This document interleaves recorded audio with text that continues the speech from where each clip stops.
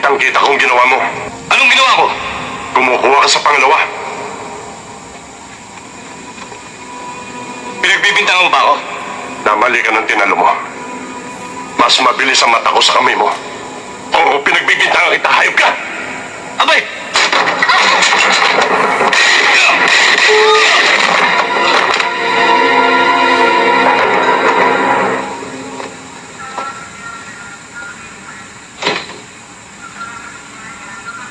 May kabigatan ang lagay. Pero kapag inabot sa hanggang kinabukasan, malaki ang pag-asa makaligtas.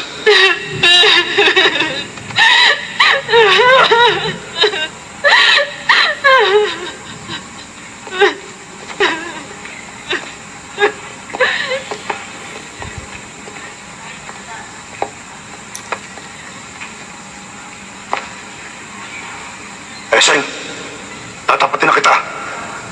Wala tayong dimandahan. Ganyan lang naman talaga ang buhay. Unahan lamang. Dinaramdam ko ang nangyari.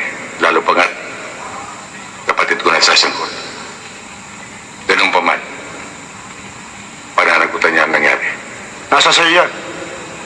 Ang tanging inaasahan namin pagkakataon ay mailigtas ang aming kapatid. At kapag hindi sila katawid buhay, tatawidin namin pagtulay na lalagtaw sa aming pasensya. Hello! Hello!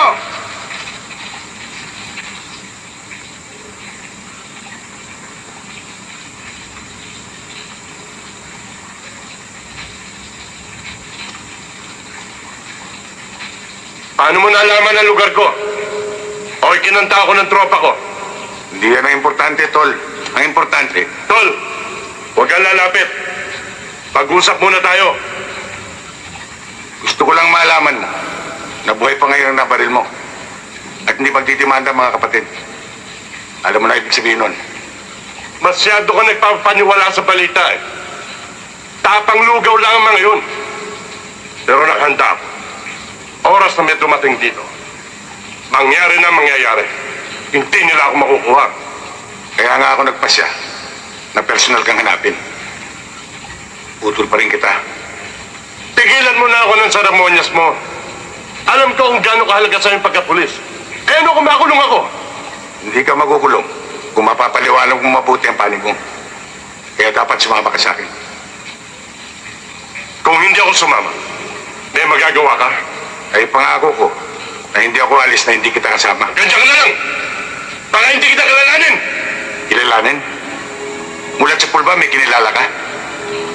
Kahit kailan may nintindi ka ba? Walang tama siya kundi sarili mo. Si inay at ang iyong pamilya. Hanggang ngayon pinapahirapan mo.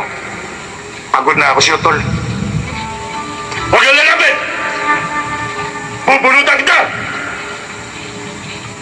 Bumunot ka, Tol. Hindi kaya ng sikmura ako ng banatang ka. Huli mo! Talagang ipuputo ko to!